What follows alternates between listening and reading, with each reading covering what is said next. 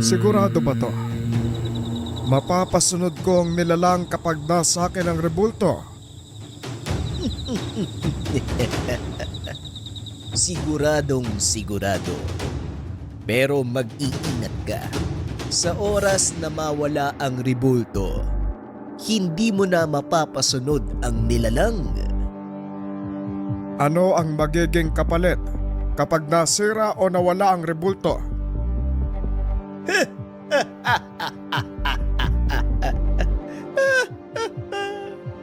Nung oras na hawakan mo ang rebulto, nakatadhana na ang iyong kinabukasan.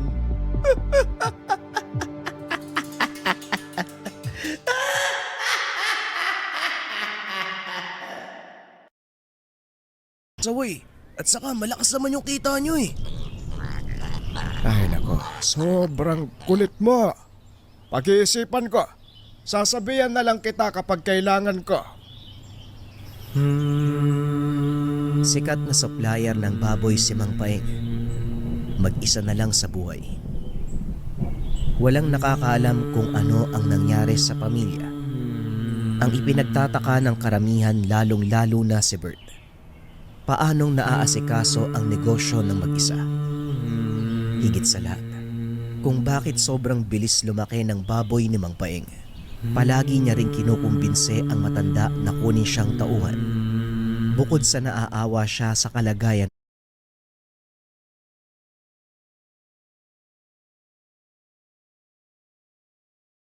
nito. Malaking pera ang kikitain kung sakali dahil talagang malakas ang negosyo ni Mang Paeng. Ngunit hindi siya pinapaunlakan ng matanda hanggang sa dumating ang isang gabi. 3 kalalakihan ang nakita ni Bert na umaaligid sa tahanan ng matanda. Tinandaan niya ang itsura ng mga ito, maging ang kasuotan. Inobserba ni Bert dahil masama na ang kutob. Hindi nga nagkamali ang binata. Lumalim pa ang gabi. Inakyat ng 3 kalalakihan ang bakod ni Manong Paeng. Kagad namang sumunod si Bert. Inobserba ng paligid upang masiguradong nasa maayos na kalagayan ang matanda. Kaso nga lang, hindi makita ni Bert ang mga kalalakihan. Natatakot ito na baka hawak na nila si Mang Paeng sa loob ng tahanan. Ilang sandali pa, nakarinig siya ng sigaw mula sa kulungan ng baboy. Kasabay nito, ang walang tigil na pag-iingay ng mga alaga at tunog na parang pinahihirapan na tao. Habang papalapit si Bert sa lugar, yung tunog ng mga baboy ay parang nag-iba. Parang angin ng kung anong hayop. Walang ilaw sa lugar kung kaya't hindi masyadong maaninag ni Bert ang paligid. Ngunit pansin niya, nagkukumpulan ang mga alagang baboy ni Manong Paeng na para bang may kung anong kinakain. Lalapit pa sana si Bert sa lugar. Kaso nga lang. O Bert, anong ginagawa mo dito gabing-gabi na? Di ba ang sabi ko, pag-iisipan ko kung tatanggapin kita. Eh kasi Manong, may umakyat sa bakod nyo eh. 3 lalaki po yun. Sumunod po ako kasi baka mapano kayo dito. Tapos meron pang sigaw eh. May sumigaw na lalaki dito sa babuyan. Parang kinakatay eh. Wala yon.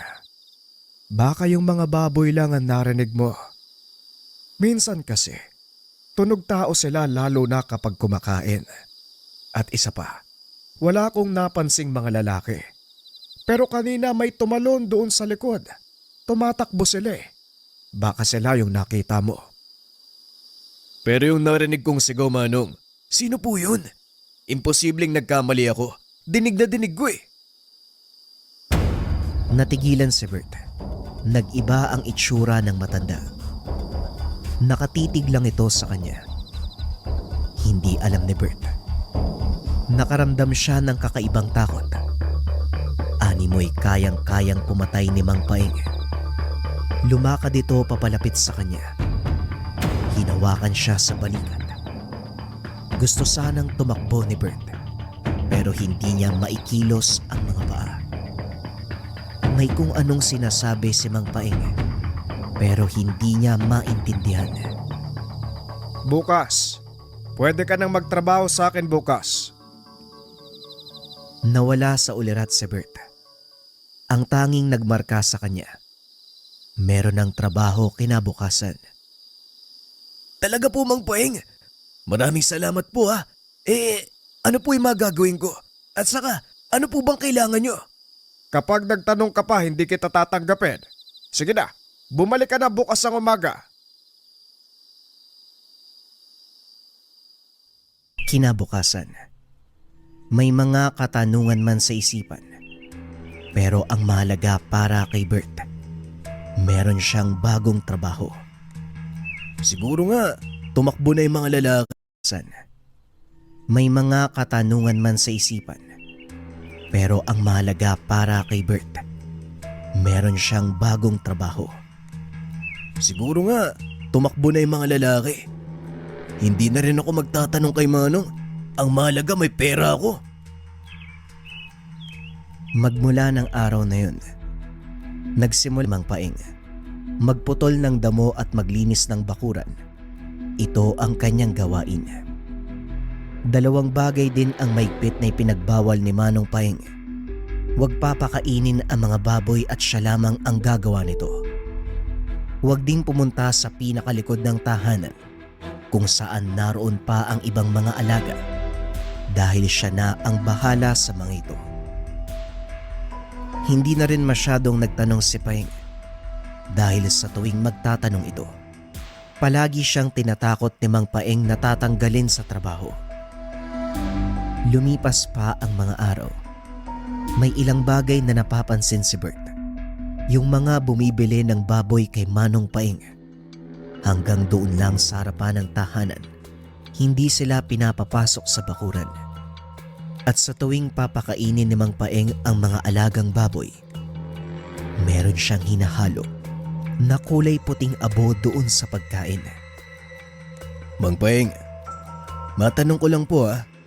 Ano ba yung puting abo na nilalagay mo sa pagkain ng baboy?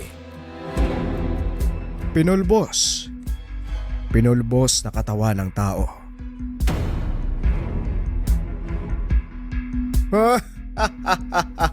Biro lang. Ikaw naman masyado kang seryoso. Hindi ko pwedeng sabihin sa'yo sekreto. Mamaya gayahin mo eh. Maging kalaban pa kita sa negosyo. Hindi na nakapagsalita si Bert matapos nun. Pinanood na lang niya ang ginagawa ng matanda. Mapapansin dito, may kung anong binubulong sa puting abo bago ilagay sa pagkain at tila ba kinakausap din ng alaga. Isang gabi, naganda ng makakain si Bert. Nais niya sanang bigyan si Mang Paeng bilang pagpapasalamat nito sa pagbibigay ng trabaho. Tao po. Mang Paeng, may dala akong pagkain sa katuba. Tara, pagsaluhan natin to. Walang sumasagot sa kanya. Kaya naman pumasok na lang si Bert. Umikot sa tahanan ngunit parang walang tao sa loob. Sinilip niya ang babuyan. Wala pa ring tao. Hanggang sa mapansin niya ang ilaw sa pinakadulo ng lugar. Ito ang sinasabi ni Manong Paeng na huwag pupuntahan. Kaso nga lang dala ng pagkasabik sa dalang pagkain. Dali-daling pumunta si Bert. Pero habang papalapit, iba sa pakiramdam. Na para bang may pumipigil sa kanya na dumiretso. Nakakasulasok na amoy ang bumalot sa buong lugar. Nang tuluyang makarating, nagulantang si Bert. Hindi mga baboy ang naroon. Iba't ibang matatalas na gamit ang nakasabit. May ilang laman ang nakahiwa. May nakitang isang maliit na rebulto si Bert. Nilapitan niya ito at tinignan. Aalis na sana ang binata hanggang sa napansin niya ang isang damit. Ito yung kaparehong damit nung isa sa lalaking ng loob sa bahay ni Mang Paeng. Pag-angat ni Bert ng lalagyan, katawan ng tao ang tumambad sa kanya. Dahil sa gulat, nasagi niya ang rebulto nahulog at nabasag. Lumikha ito ng ingay. Dali-daling umalis si Bert. Makakalabas na sana ngunit laking gulat niya. Biglang may kumagat sa kanyang paa pagkadaan sa kulungan ng mga baboy. Natumba si Bert. Babangon na sana, ngunit nasa harapan niya si Mang Paing. Ayos na sana eh. Gusto kitang bata ka kasi mabait ka. Kaso hindi ka nakikinig. Gusto mong alamin ang sekreto ko. Katawan ng tao. Yan ang hinahalo ko sa pagkain ng baboy. Yung 3 lalaki. Pinatay ko. Sinunog at ginawang abo ang ibang parte.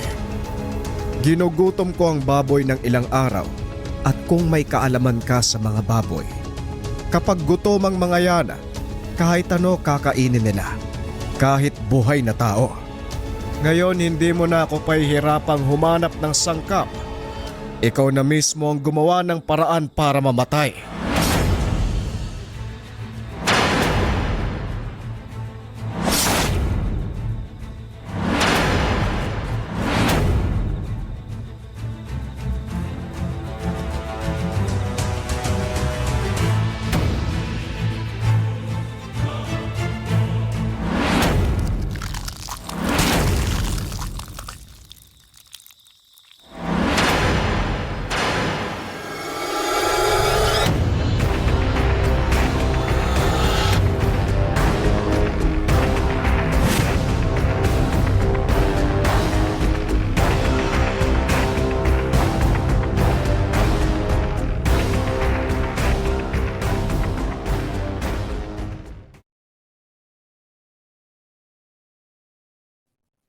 Matapos ng kaganapan, kaagad nang umalis si Bert doon sa lugar.